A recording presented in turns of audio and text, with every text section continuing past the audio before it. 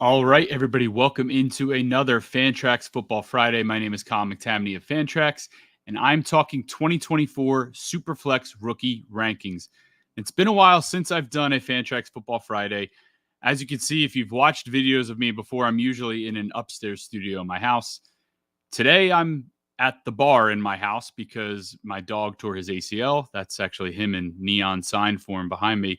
So I have to be watching him at all times. So we're in a little bit of a different spot, but it's still Friday. We're still talking football. Let's jump right into these Superflex rookie rankings. We're going to go by position, and you can check all this out on fantraxhq.com. Quarterbacks, running backs, wide receivers, tight ends. You can check them out in overall rankings too. Just my opinions, brief discussion on each player, each position. We'll go through it real quick. You may be in a rookie draft right now. You may have one next week, next month, whatever. I'm actually in a couple right now. I actually might be on the clock while we're recording here live in a couple of my drafts. But let's talk about a couple of these players and go right into it here. And we'll start with the quarterback position. And I'll have them up here for you right here. Again, this is on fantraxhq.com. These are my Superflex rookie rankings. If you play in a one quarterback league, I totally get it. I do as well. If that's the case, Caleb Williams should be a first round draft pick in one quarterback dynasty Superflex, or I'm sorry, one quarterback rookie leagues. He is my first overall quarterback at the quarterback position for these rookies. First round pick, one quarterback leagues, arguably the 101 in Superflex leagues. We'll talk about that in a little bit more time here. But Caleb Williams, easily the number one pick, number one quarterback here for me. He walks into arguably the best position any rookie quarterback has ever walked into before. Not only did they already have DJ Moore on the roster, but they went out and they traded for Keenan Allen. They signed DeAndre Swift out of the backfield, and then they drafted Rome Odunze 9th overall. No Bears quarterback in franchise history has ever thrown for 4,000 yards or 30 touchdowns in a season. I think Caleb Williams can do it both in the same season, in his rookie season. There's a real chance that Caleb Williams is a top 10 fantasy quarterback, maybe top 12 in his rookie season as well. Why would you not want to target this guy in your Superflex leagues at the 101 position? That's beyond me. But in one quarterback leagues, he should absolutely be in the top 12. If you want to take him 6th overall, that's probably about where I would get him to. A couple guys that I favor more there in a one quarterback league, but Caleb Williams, easily the top quarterback of this class for fantasy football purposes. Moving on here, you can see I have Jaden Daniels at number 2. Not my favorite quarterback behind Caleb Williams. I actually really like the prospect of J.J. McCarthy as far as the NFL is concerned. He's 21 years old. He walks into a great situation. We'll talk about him in a second. But for fantasy football purposes, I have Jaden Daniels as my number 2, and it's based on the rushing alone. Jaden Daniels is going to run wild. He actually reminds me of RG3, who the Washington football team, years ago, 2012, drafted to be their starting quarterback way back when. But Jaden Daniels' rushing upside is very, very hard to ignore. And he has some good weapons too. Terry McLaurin, Jahan Dotson. He adds Austin Eckler to help him develop. They drafted Ben Sinnott later in this draft at tight end. They have Zach Ertz there. Pretty good situation for him. He just needs to protect himself. We can't see him like RG3, like a Michael Vick, go running wild like he did at LSU this past season and take crazy hits. If he can learn to protect himself, Jaden Daniels is going to be very valuable for fantasy football. We know that the top quarterbacks in fantasy football run the ball. Jaden Daniels does just that. Third here, I have J.J. McCarthy. He walks into arguably the next best quarterback situation we've ever seen for fantasy football purposes. That's the Minnesota Vikings. Justin Jefferson, TJ Hawkinson, albeit coming off of a torn ACL, incredible tight end. Jordan Addison, their first-round pick from last year. Aaron Jones, one of the top pass-catching running backs in the league. Cannot deny the talent that J.J. McCarthy has around him. Now, will he start week 1? I don't know. They did bring in Sam Darnold. J.J. McCarthy is young. There are a lot of questions about his abilities and, his development. Maybe they do put him on ice for a little bit, let Sam Darnold take the reins for at least the first month or so. But J.J. McCarthy is my QB3 here. He should be gone within the first 8 picks of a dynasty Superflex league, but I've seen him drop to 10. I've seen him drop to 12. That would be a steal for me, in my opinion, just based on where he ended up. Kevin O'Connell, head coach of the Minnesota Vikings, has been there for 2 seasons. They've ranked 3rd and 4th respectively, in pass attempts per season as a team. So JJ McCarthy steps into a great situation. And then fourth, I have Drake May. Drake May I really like. He's got a strong arm, except he just walks into the New England Patriots. Third overall pick, great draft capital. I'd love to see that, but Drake May I thought would end up in a better situation. I actually thought the Minnesota Vikings would have traded up for Drake May. At that point, I probably would have made Drake May my quarterback too, even over Jaden Daniels, based on what I like about Drake May and the situation that he walks in there. But nonetheless, he's on the New England Patriots. And his weapons, really, the top two guys are probably going to be the rookies, Jalen Polk and Javon Baker, who they drafted later on here. Jalen Polk, of course, went at the top of the second round of the 2024 NFL draft. So Drake May, good situation. Is he going to start right away? I don't know. As a third overall pick, he probably should. We usually see those guys get in and start about a month into the season, week 3, week 4. But Jacoby Brissett is a good veteran presence there. He might play longer than we really want him to in New England, but it could benefit Drake May to sit for a little bit and develop behind Jacoby Brissett up in New England. New regime there, obviously, without Bill Belichick there. We have Gerard Mayo as the head coach. Things are going to look a lot different there, but nonetheless, the weapons just aren't as good as some of these other guys. As much as I like Drake May, and he can run too. I think these four guys are obvious top picks in Superflex Dynasty leagues. Regardless of if you need a quarterback or not, if you have a top 8 to 10 pick and one of these guys is sitting there, it's going to be really hard to pass them up. As far as the other guys in this class, as far as Superflex leagues go, it's Bo Nix, Michael Penix Jr., the two guys that really should be drafted in the second round. Bo Nix ends up in actually a pretty good situation, but both of these guys are 24 years old. They are the QB5 and QB6 in these rankings, and they both have a somewhat clear path to starting. I know the Michael Penix pick was a little bit controversial, but Kirk Cousins, if you look at his deal, is really a 2-year deal disguised as a 4-year deal. Ideally, they'd like him to play 4 years there. That would mean they would have success, but he is coming off of an Achilles tear injury that ended his season last year. If he goes down, Michael Penix steps in, and man, oh man, he has Drake London, Kyle Pitts, Bijan Robinson. Michael Penix's value all of a sudden becomes very, very high. So this is a guy that I would take in the second round of Superflex Dynasty League. Even if you think he's going to be buried behind Kirk Cousins for 4 years, it might be sooner than you think that we see him step onto the field. And then Bo Nix, I just skipped over him briefly, but ends up in Denver. I don't like the weapons there. You have Cortland Sutton. They drafted his college teammate, Troy Franklin, in the 4th, which I thought was an absolute steal for the Broncos. But it's the Sean Payton offense. I don't really trust as much right now. I don't know what it's going to look like. I don't know what Bo Nix is going to look like at this level, but he has a clear path to starting, and that's good enough for me to at least invest something in him in a Superflex Dynasty League. They have Zach Wilson and Jarrett Stidham as his only other competition. And then, as you can see there on the screen, we have Spencer Rattler, Jordan Travis, Michael Pratt. All of those guys could end up starting this year. We saw last year a lot of starting quarterbacks go down. Jake Browning ended up stepping in for Joe Burrow. We saw a lot of other guys step in. Mason Rudolph stepped in for Kenny Pickett at one point. A lot of starters went down and backups came in. Spencer Rattler should probably win the backup job, albeit a 6th-round pick behind Derek Carr.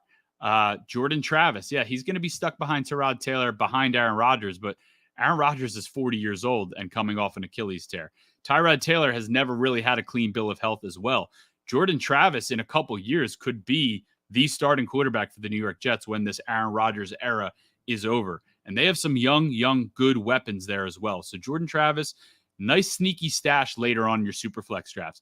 Michael Pratt, I think he's going to be the backup to Jordan Love in Green Bay. Right now, it's Sean Clifford out of Penn State. Not a guy that really, impresses me by any means that he could, struggle to fend off Michael Pratt. So that's actually a good pick there. If you have Jordan Love, that is a good handcuff there to grab later on in your Superflex drafts. We'll move on here to the running back position. Talk about those in a second.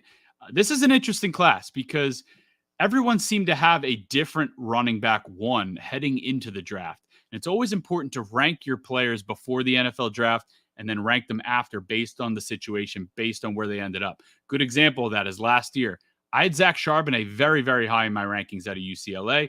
Thought he was going to end up somewhere he could be the lead back. Ends up in Seattle. behind, arguably alongside of Ken Walker. His value went down the drain. So I had to adjust my rankings after the NFL draft. These are my adjusted rankings here on fantraxhq.com, talking about them right now. So we'll go through my running back rankings here. There's not really a blue chipper in this class. And the NFL told us that. None of them were drafted in the first round. We've seen a lot of running backs drafted in the first round, even though those guys don't always get paid the second contract, still using high draft capital on running backs. Maybe we're seeing a changing of the tide there. But after a wild free agency class for running backs, we now head to the NFL draft. We see Jonathan Brooks come off the board first. That's good enough for me, man. He tore his ACL in November at Texas, albeit we haven't really seen him have a large workload, but he looked fantastic when he was there. He was buried behind Bijan Robinson and Roschon Johnson at Texas for a couple years. Jonathan Brooks is a lead back, and the fact that he was taken first off the board here at the running back position in the 2024 NFL draft, really encouraging. Now, he's heading to the Carolina Panthers. Last time we saw the Carolina Panthers use high draft capital on a running back, it was Christian McCaffrey, and they used him a ton. This is an entirely new regime, but that's significant too because Miles Sanders signed a big deal there. 2 regimes ago with Matt Rule, his wife actually suggested that they draft Chuba Hubbard late in with a day 3 pick. So you have Chuba Hubbard, Miles Sanders, 2 different regimes acquiring those running backs. Now we have the Dave Canales era new head coach, and he uses his second round pick as the head coach to make sure that Jonathan Brooks gets on this roster. Look at his interviews as he's joined the Carolina Panthers. He says he's going to be stubborn about how much they run the ball. Look what he did with Rachaad White last year when he was the offensive coordinator for the Tampa Bay Buccaneers. Jonathan Brooks, if able, is going to run a ton in Carolina. And I think the fact that he was the first running back off the board with every other player at the position available is a really good sign. He's a guy I'm going to be watching at training camp. I think Chuba Hubbard, Miles Sanders could end up elsewhere, maybe even this season. If not, that's a nice little trio to have. But by the end of the year, I fully expect Jonathan Brooks to be leading this backfield. Trey Benson is really my 1B. He said, he's 2 here in my rankings, but really my 1B. He's sitting behind James Conner, who is 29 years old and has really never played a full season in the NFL, both for the Pittsburgh Steelers and Arizona Cardinals. Trey Benson was my RB1 heading into this draft with Jonathan Brooks close by. But, we have to give credit where it's due. James Conner has looked fantastic when he's there. And Trey Benson does head to an offense where there is a mobile quarterback in Kyler Murray. What's going to look different, though, for the Arizona Cardinals this year is more points. I think this offense is going to score more. They're going to be in the red zone more. And I think Trey Benson, if he, obtains the lead back job there, could score a ton of touchdowns. For right now, though, I do have James Conner ahead of him. Probably will be ahead of him to start the season, but we see rookie running backs come on late. Good example of that, Jahmyr Gibbs last year. First couple weeks, I think he was the RB 35. Last couple weeks of the season, back half of the season, the RB 3. He was fantastic. We could see Trey Benson do very similar things this year in Arizona. Workhorse back, speaking of it, Blake Corum, my RB3 of this class, heads to the Los Angeles Rams. And this is a big one because Kyren Williams was the man last year for fantasy football purposes. He missed a couple games, but when he played a ton. He played like 96% of the snaps when he was on the field for the Rams last year. They didn't really have anyone else, and that was evident when he went down. They actually reunited with Darrell Henderson, former Ram. So I do think the Rams just wanted to add another body to this backfield, and they basically got a Kyren Williams clone in Blake Corum. Corum had 731 collegiate touches at Michigan. That includes back-to-back seasons of 247 or more carries and 1,200 rushing yards in each of those seasons. I think he's going to challenge Kyren Williams for the lead back role on this offense, or we could just see a clean split altogether. It definitely devalues Kyren Williams for dynasty purposes, redraft purposes, and Blake Corum shoots up here just based on the draft capital. He was used with a day 2 pick, and the Rams got a really good one here. I think we all wanted him to end up on the other LA team, the Chargers, but nonetheless, he's on the Rams. Sean McVay likes to ride the hot hand. If Blake Corum starts the season strong, he could be the lead back for the Los Angeles Rams this year and moving forward. Jalen Wright is my RB4 here in the rankings. Miami needed to get faster, right? They just weren't fast enough. That team wasn't fast enough with Tyreek Hill, Devon Achane, Jalen Waddle. Those guys are all really, really slow, right? So they had to add Jalen Wright into the backfield. 4.38 40-yard dash speed. He was fantastic at the combine, very good at Tennessee. He's just a big play waiting to happen. What is significant about Jalen Wright is that my Philadelphia Eagles were on the clock in the 4th round, and the Miami Dolphins traded next year's 3rd to get into the Eagles' 4th round pick this year to draft Jalen Wright. I've been begging the Miami Dolphins for years now to draft a lead back to add into this backfield with Tua, with Hill, with Waddle, a very good offense. They need a lead back. Now, Raheem Mostert surprised the hell out of me last year. I did not expect that. Raheem Mostert is now 32 years old. I'm 32. I'm not knocking Raheem Mostert for his age. You're young, live your life. But as a lead back in the NFL, what do we think that Raheem Mostert is going to do in this year? He's been in the league for years now. Tons of injuries. I just don't really see him repeating his work from last year. I think Jalen Wright's going to have a role. I think Devon Achane is, a change of pace back there. I don't think he's ever going to get lead back duties. So I really do like Jalen Wright. I don't think he's really a day one, week one starter for your fantasy teams, but nonetheless, he's going to be a top 5 running back taken in your Superflex drafts. Where I've seen him thus far, late 2nd round, pick 207, 208, 209. That's where Corum, Jalen Wright have pretty much been going. A little bit of Marshawn Lloyd here and there, who, is my RB5. We'll get to him in a second. But if you need a running back and you don't want to use, you have pick 107 and 207. 107, don't reach on Trey Benson and Jonathan Brooks. You can get Corum Wright or Marshawn Lloyd at 207. I promise you, they will be there. Get a good wide receiver or one of those quarterbacks with the pick 107. 207, one of these running backs will be there. Jonathan Brooks, Trey Benson, typically end of the 1st, early 2nd is what I've seen thus far. Marshawn Lloyd is sitting behind Josh Jacobs in Green Bay. How long, though? Josh Jacobs is playing under a 4-year, $48 million deal, but only $12.5 million of that is guaranteed. That's a little bit more than the franchise tag. So Josh Jacobs is really playing under a franchise tag like deal. Granted, there is some dead money involved if he were to get cut or traded after this year that we have to consider here. It's like 6 to 9 million, could be spread out over a couple years, but not a ton of money that they really need to consider, especially when their offense is full of young playmakers right now. Marshawn Lloyd is actually a good comp to Josh Jacobs. They're 2 very similar backs, similar to Corum and Kyron Williams. If Josh Jacobs gets hurt or does not end up on the Green Bay Packers next year, Marshawn Lloyd could be the lead back for an ascending Green Bay Packers offense. So I really like Marshawn Lloyd here. Not really, a full workload, but he could do, the 3-down back role in Green Bay, behind Jordan Love running that offense. Kamani Vidal. This is a little bit of a controversial ranking here. 6th round pick you don't really typically see as the RB6 or, close to the top 5, I should say, in Superflex rookie rankings. But here we are. Very similar build to that of Blake Corum, who we wanted to go to LA Chargers. And he also has the production. Granted, Troy University, not Big Blue Michigan. The Los Angeles Chargers keep telling us they're going to run this year. And we wanted them to take a running back a little bit earlier. They waited until the 6th round to draft Kamani Vidal. They signed Gus Edwards. They signed J.K. Dobbins, both guys from the Ravens. Former offensive coordinator Greg Roman is now the offensive coordinator of the Los Angeles Chargers. They beefed up their O-line, spent the 5th overall pick on Joe Alt. This team is going to run. Justin Herbert will be fine. The wide receivers there are going to be okay, but this is going to be a team you want the running backs from. I promise you that. And I like Kamani Vidal. I've seen him going as late as the 4th round, early 4th round of Superflex Dynasty drafts.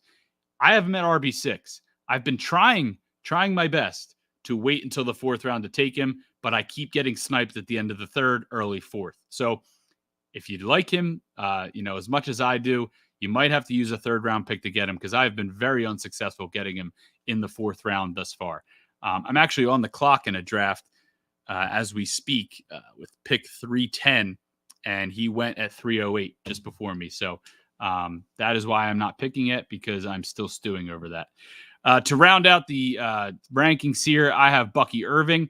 Bucky Irving's a good change of pace to Rachaad White. They needed to add another running back to that backfield. Rachaad White had a great workload last year. I expect him to be another RB1 this year. But Bucky Irving's going to get some touches. Bucky Irving's a good receiving back out of Oregon, but not a legitimate threat to completely take the RB1 role from Rachaad White. Audric Estime, crowded backfield, not a great offense there, but I do like Audric Estime a lot. Good stash, probably not going to start on many of your 2024 teams, especially with Javonte Williams still there. Javonte Williams, though, free agent in 2025. So Audric Estime could be a nice future investment for the next season. I have Ray Davis. You can't see him here on the screen, but Ray Davis as my RB9. I have Braylon Allen as my RB10. Will Shipley as my RB11. And then after that, they're dart throws, guys. Tyron Tracy, Isaac Guerendo, Rasheen Ali, Jawar Jordan, all dart throws for me. But check out more of these rankings again on fantraxhq.com. And we will move on here to the wide receiver position. And I'm pretty sure, yep, I messed it up. Oh, no, there it is. If you could see it, I believe Marvin Harrison Jr. is the top wide receiver in my wide receiver rankings. When I tested this before I went live here, he was cut off, but I think everyone could kind of guess that Marvin Harrison Jr. was going to be the wide receiver one in this class. Arguably the first overall pick in your Superflex rankings. Do not be surprised if that happens. It's okay if it happens. If you have 102 and you really wanted him, you're getting Caleb Williams. Can't go wrong there. I'm pretty sure everyone has Marvin Harrison Jr. as the top weapon, as the top wide receiver of this class. He goes to a offense that desperately needs him.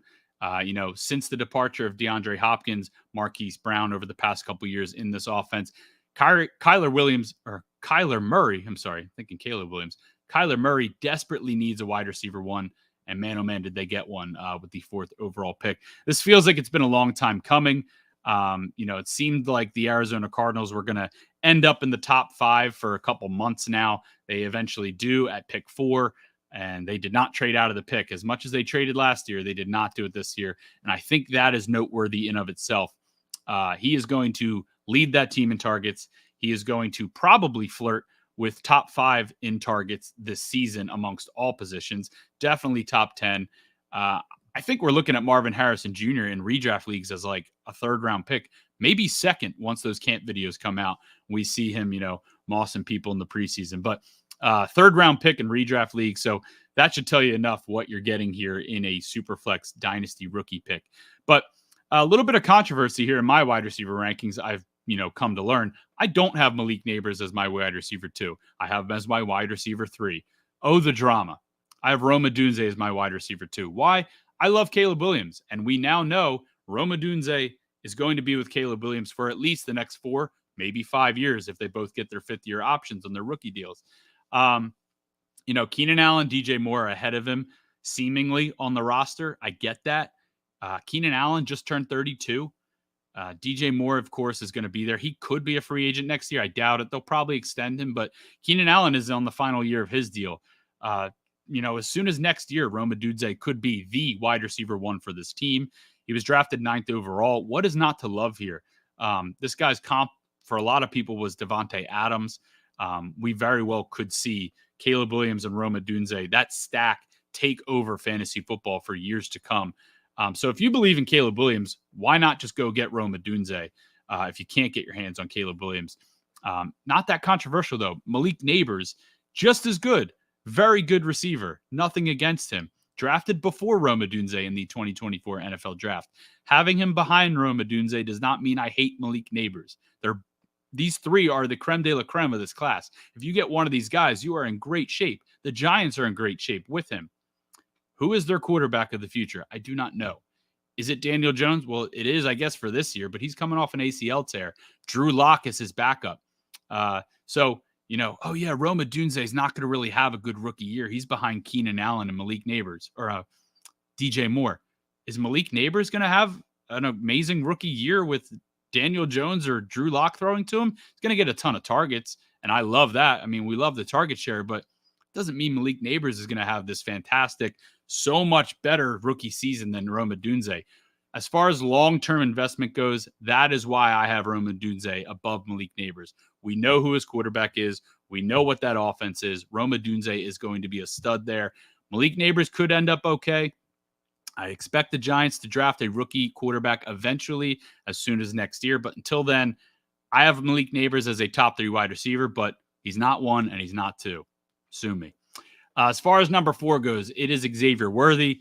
The Kansas City Chiefs traded up with the Buffalo Bills. Why the Bills answered that phone, I don't know, but they did nonetheless, and they gave 2-time back-to-back defending Super Bowl champions the fastest ever wide receiver at the NFL Combine, 4.21 seconds, Xavier Worthy.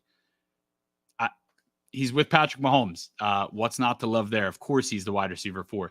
I know a lot of people want to say, oh, yeah, well, John Ross was who he beat, and John Ross has bounced around the league. He stunk. This is not a John Ross situation. Xavier Worthy is so much more than just a straightaway running, throw me the ball and I'll basket catch it, walk into the end zone. He can do so much more than John Ross. This is such a great pick. We wanted them to add another wide receiver. We've now heard that Rashee Rice could miss half the season based on his legal troubles. So Xavier Worthy could have a very, very busy rookie season. He is my wide receiver 4 here. Wide receiver 5, I have Brian Thomas Jr. There was always rumors that the Jacksonville Jaguars were going to draft a wide receiver. They could add a cornerback in the first round. The fact that they ended up pulling the trigger on Brian Thomas Jr. says a lot. I know they signed Gabe Davis. I don't really care that they signed Gabe Davis. Brian Thomas Jr. is going to be a deep threat and could develop into Trevor Lawrence's wide receiver 1 over time. Easily my wide receiver 5 of these rookie rankings. Christian Kirk, though, continues to be a value in fantasy football. I've heard a lot of people say Brian Thomas is the future. They lost Calvin Ridley. They went out and got Gabe Davis. We have just completely forgotten that Christian Kirk has been a heavily invested in wide receiver for this offense. And he's really a top red zone threat for Trevor Lawrence, has been for years. So do not forget about Christian Kirk, especially for 2024 redraft leagues. But as far as Superflex dynasty rookie picks go, Brian Thomas is the future for Trevor Lawrence down there in Jacksonville. Keon Coleman is my wide receiver 6, and this was before all the funny videos of him came out. I like Keon Coleman. He is not a one-for-one replacement for Stephon Diggs. However, there are a ton of targets available in that offense. We can't always project that, Stephon Diggs left 150 targets behind, so Keon Coleman's going to get 150 targets. That's not what I'm saying here. But Stephon Diggs and Gabe Davis have left that Buffalo Bills offense. There's absolutely going to be targets available for Josh Allen to throw to. And they got Keon Coleman with a top pick in the NFL draft, early second round. So we love to see that. They're investing in a high draft capital for a wide receiver, and there's a large vacancy of targets there in Buffalo. So Keon Coleman, how could you not root for the guy? If you haven't seen the videos of him meeting the Bills, they are fantastic. Go check them out now. Wide receiver 7, I have Ladd McConkey. This Los Angeles Chargers team, I already told you, is going to run a lot. That doesn't mean they're not going to pass at all. And they lost Keenan Allen and Mike Williams in free agency and via trade. Ladd McConkey, top pick in the second round for the Los Angeles Chargers after investing in O-line early in the first round. Ladd McConkey is going to gobble up all those short intermediate targets that Keenan Allen was getting last year. We could really, conceivably see Ladd McConkey get 120 plus targets as a rookie. Wide receiver 7 actually feels somewhat too low, but as we said before, with this draft class, it's a very deep class. So Ladd McConkey being at 7 somewhat feels appropriate for a team that isn't going to throw a ton, albeit they're going to throw regardless. But Ladd McConkey, my wide receiver 7 there. I expect them to add another wide receiver down the line. I know they just signed DJ Shark, but I'm talking next year. They're going to need to add some more youth here, especially if Quentin Johnson doesn't develop. My wide receiver 8 is Ricky Pearsall, and I think that says a lot about who he is as a player. Really like him. 49ers obviously like him. They used a late first-round pick on him, but as of right now, he's sitting behind Brandon Ayuk and Deebo Samuel in the 49ers offense. Something's got to give here. We need one of those guys to move on for Ricky Pearsall to really, really flourish, especially as a rookie. But it just goes to show you the writing's on the wall. Eventually, this San Francisco offense is going to have to blow things up a little bit. Christian McCaffrey's getting up there in age, has a lot of touches, career high in touches actually last year. If you include the Super Bowl, over 400 for the second time in his career.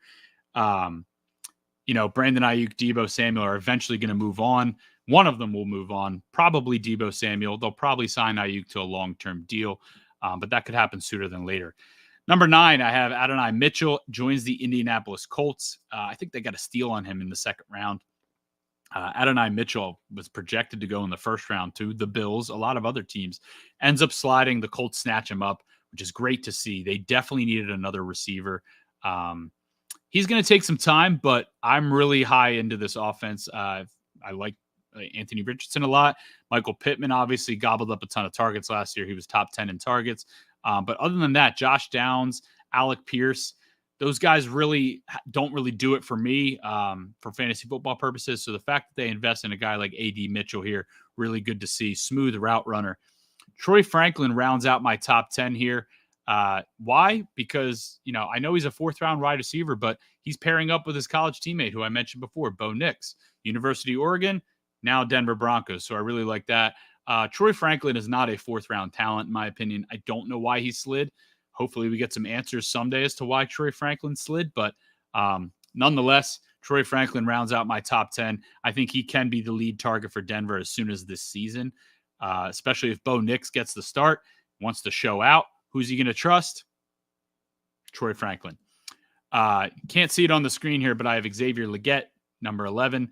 Jalen Polk, number 12. Jermaine Burton, number 13. Wide receiver 14 is Roman Wilson. That even feels too low, especially with Deontay Johnson gone in Pittsburgh.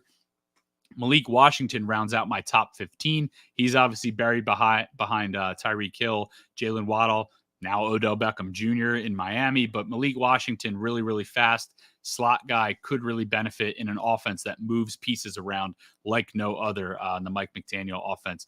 Obviously, the rest of these are at fantraxhq.com. And let's move on here now to the tight ends. And I only ranked 5 here for fantasy football purposes because this class is not last year's class. As you can see here, again, these are on fantraxhq.com. But this is really Brock Bowers and then a bunch of other guys. No disrespect to 2, 3, 4, 5, and beyond, but Brock Bowers is the tight end of this class that we really care about for fantasy football purposes. He should be a first-round pick in Superflex Dynasty leagues. He's going to be a top 10 at ADP guy for redraft leagues as a rookie, even though he ends up on the Las Vegas Raiders, who drafted Michael Mayer last year. I don't really care about that. We talk about regimes and who's drafting who. Tom Telesco is the new GM of the Las Vegas Raiders, formerly of the Los Angeles Chargers. He is now here. He did not draft Michael Mayer. He drafted Brock Bowers. I think that is very significant. I think Michael Mayer can still have a role. Not all tight ends in the NFL are created equal. Not all of them are fantasy football relevant. Not all of them are receiving tight ends, scoring touchdowns, etc. Brock Bowers is kind of like a wide receiver tight end hybrid. He's great after the catch, a little undersized as far as your typical tight end goes, but Michael Mayer can come right in, catch some passes as well from Gardner Minshew, but do a ton of blocking. Brock Bowers, I think, is going to be the second target in Gardner Minshew, with Gardner Minshew running that offense. Devontae Adams, obviously, number 1. And then, of course, we have Jacoby Myers there to consider for Las Vegas. But I think Brock Bowers can, secure a ton of targets as soon as year 1. Ben Sinnott, I have as my tight end 2. I had him as my tight end 2 before this draft. I was hoping he was going to get drafted in the 3rd round of the 2024 NFL draft. He got drafted in the 2nd round of the 2024 NFL draft. Great to see, especially for a team that used the 2nd overall pick on a young quarterback. I think they know that they have a good playmaker here as my tight end 2. And I think you can get him in the 3rd round in Superflex drafts. Tight end premium, maybe you bump them up a little bit, but these tight ends are not going to be valued very highly in rookie drafts, especially if you're not in a tight end premium. This is not, the Laporta, Michael Mayer of last year, Dalton Kincaid. This is not that class at all. So I think you can get these guys at a value, stash them for a little bit, but we're not expecting much in year 1, especially with Zach Ertz ahead of him. My tight end 3, I have Jatavion Sanders. I had him as my tight end 3. I think, I'd have to go back and check. He was definitely top 5. But I had him as my, a top tight end for my pre-draft rankings. He ends up in Carolina, who are obviously emphasizing surrounding Bryce Young with weapons. Deontay Johnson, they used the 32nd overall pick on Xavier Legette. They drafted Jonathan Brooks out of the backfield. They now add Jatavion Sanders as tight end. They have not had a good tight end since Greg Olsen down there in Carolina. I think this is going to be their next best tight end. for the foreseeable future. So I really like him. Theo Johnson ends up in New York. Good receiving tight end. Again, we don't know really who the quarterback's going to be of the future, but for right now, another weapon for Daniel Jones on an offense that desperately needs weapons. I think this is an indication that Darren Waller is going to retire. I don't think I've seen that come down yet, but should soon. The fact that where he was drafted kind of indicates to me that they expect it any day now. And then lastly here, to round up my top 5 tight ends, I have Eric All of the Cincinnati Bengals. Again, Joe Burrow really never had a tight end to throw to in that offense. He hasn't really needed to. Jamar Chase, T. Higgins, Tyler Boyd. He had Hayden Hurst one year, which was nice, but good receiving tight end here. Good spot. Stash, though, for Superflex leagues. Should get drafted in a 4-round draft, though. Again, you can go through my rookie rankings on fantraxhq.com. I have the overall rankings there as well. I'm looking at them here, but they're not on the screen. So hopefully you guys got something out of this. Again, go to fantraxhq.com. You can see all my rookie rankings there. If you have rookie rankings coming up, be sure, to check out these rookie rankings, especially if you have a slow clock. Most leagues either don't have a clock or it's 8 hours or something like that. Take your time. Make trades. Do what's best for your team. Not all rookie drafts are the same, of course. I just inherited an orphan team. What that is a manager who had left the league. You inherit the league. And I yesterday traded away a 2025 pick for Will Levis. Now, that doesn't work for everybody, but it worked for me in that regard. I'm in a draft right now where I had picked 104 for a team that I just started. I traded it for 110, 111, 205, 206. High draft capital for a team that I don't really have future picks. So, again, doesn't really work for everybody, but you got to do what's best for your team. Hopefully these rankings can help you down the line. If you have any other questions, as you can see, my Twitter handles here at ColinMCT_MCT, FantraxHQ.com, Fantrax social media, tons of graphics, tons of stuff going out there. And again, thanks for joining me on another Fantrax Football Friday. A little bit of a different situation here, but I hope you enjoyed the show. Catch you next week. See ya.